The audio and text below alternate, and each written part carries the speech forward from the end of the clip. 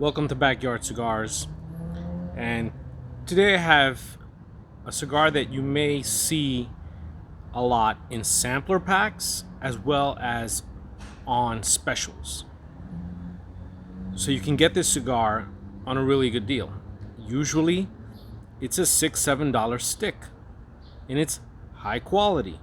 This is Oliva, Serie G, Maduro, Churchill.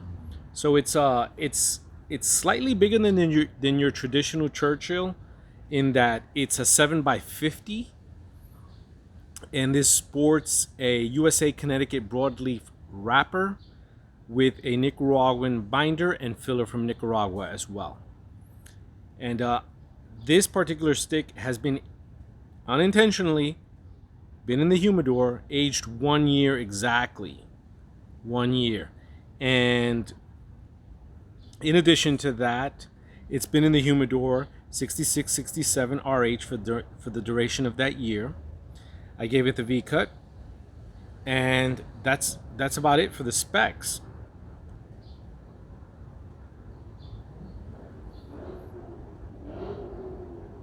Built as a medium bodied, medium strength stick. Having smoked it in the past, I can say that is exactly what it is. It may build up to a medium plus towards the final third, but that's just because you're getting towards the end of it. Strength picks up, nicotine kicks in.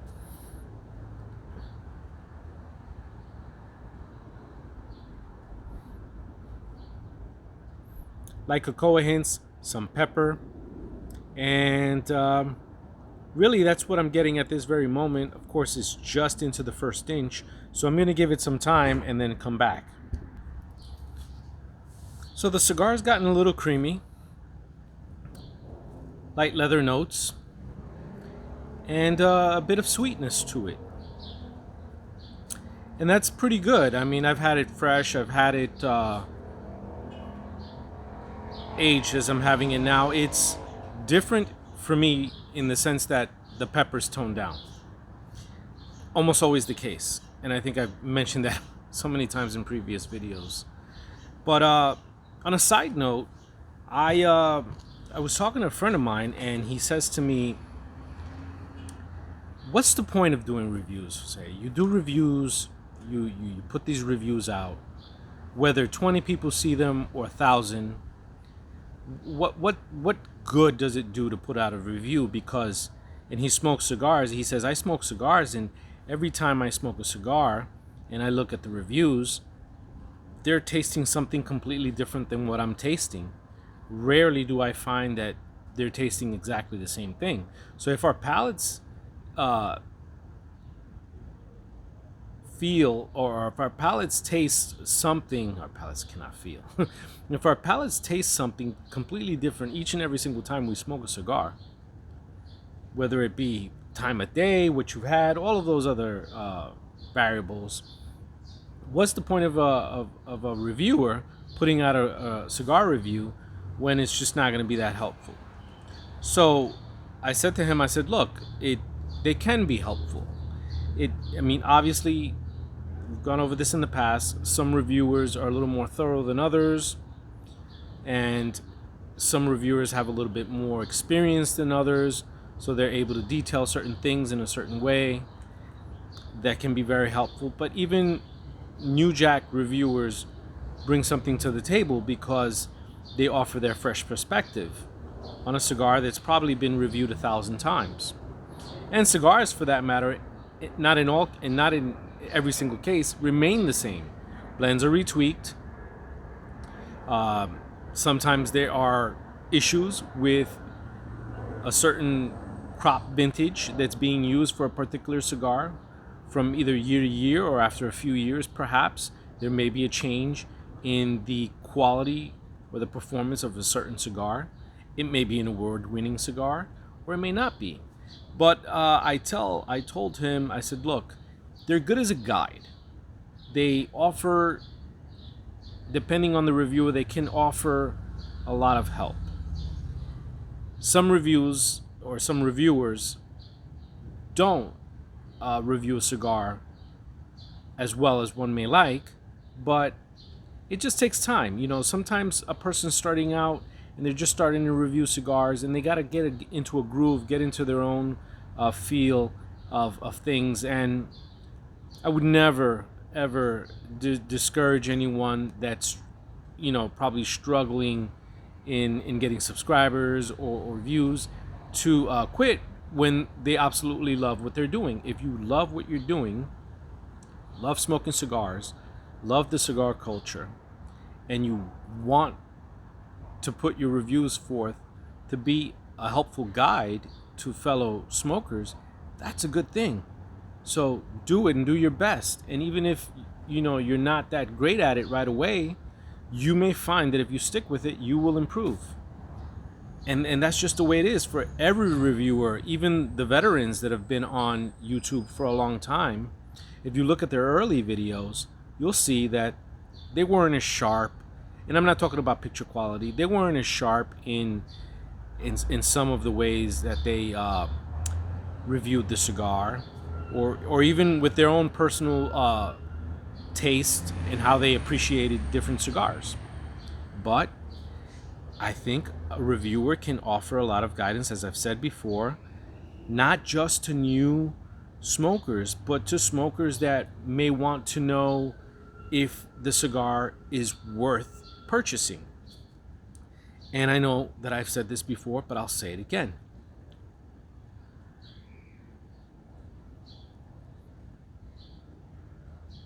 Most oftentimes, if you're buying premium cigars, you're not going to get a bad cigar unless it's plugged or it has some kind of construction issues. You're not going to get a bad cigar. You may get a cigar that you just don't like, or that the profile doesn't agree with you for whatever reason. But generally speaking, the blend may be off sometimes, some of the notes may be off, and you may not like it, and it may not actually be a cigar that's going to score high in your book or in anybody else's book for that matter. But somebody out there might actually like it. So keep that in mind, because I always do. And I feel that even though my palate might taste a cigar differently than yours, that you can at least relate to one thing, and that is whether I'm enjoying this experience or not. And if I'm expressing that to you as best as I can. And I think that's one of the most helpful things that a cigar reviewer can do, is express to the viewer if they're enjoying the cigar and why. And if they're not enjoying it, why. Those things are important for someone that is looking up the cigar and wondering, is it worth it for me to purchase this? That's why sometimes I've reviewed this cigar and I've said, look, I don't like the cigar for this, and this reason, but I'm not saying it's a bad cigar. If you like this type of flavor profile, you're going to like this cigar. So if you're the viewer and you're watching it, you're saying, well, he reviewed the cigar and he didn't like it, but he told me why he didn't like it, and it wasn't because it was a bad cigar. It had to do with his palate and how he perceived the profile. That can be helpful. Also, when a reviewer tells you this is a good cigar, but it isn't worth $25, or this is a really good cigar to try, but I think $15 may be too much. Give it a chance if you want anyway, but I think it's slightly overpriced. That would be my opinion, and that would be the reviewer's opinion, of course. We all see pricing differently sometimes, and depending on where you're at, whether you're in Canada or Colombia or God knows wherever you're at, the prices may fluctuate. So it may be $25 to me here, it may be $12 to someone somewhere else. So it's kind of tough to tell people about pricing unless we're talking about certain cigars that tend to have a very steady price. They're expensive everywhere, basically, or they're cheap everywhere at the other end of the spectrum. So pricing can be, you can say, I'm in the United States, so when I give you pricing, I'm basing it off in the United States. But even within the United States, from New York to California, you're going to have differences in the way that the tobacco and the cigars are taxed. And that's going to affect the pricing. So it's only a guide. It's only a guide, but it can be a very helpful guide.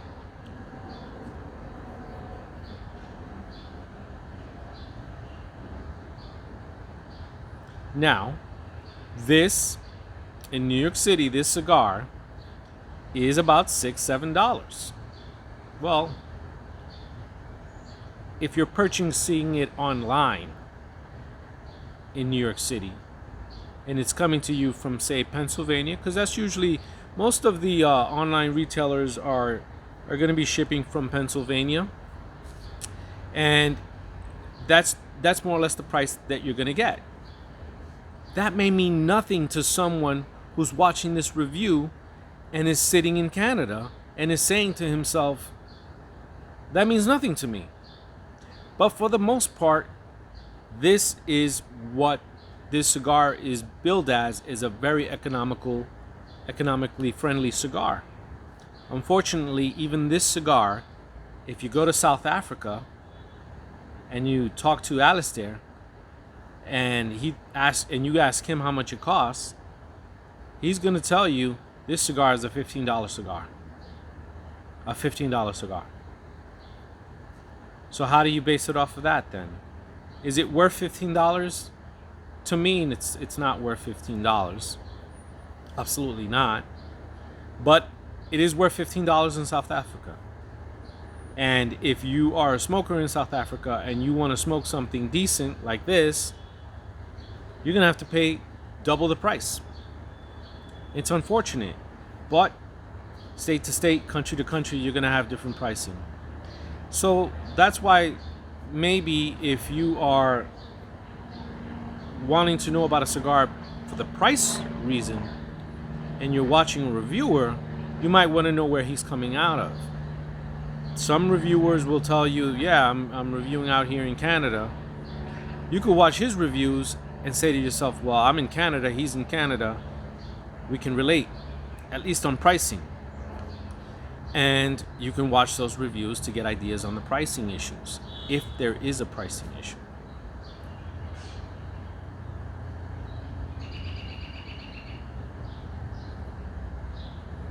Nice creamy cocoa, light leather hints, light pepper. This is a delightful cigar. And every time I see it in a sampler, obviously I throw it right in there. At one point I had as many as 10 of these. And I've enjoyed every single one because they offer great value, great construction, very good Nicaraguan tobacco.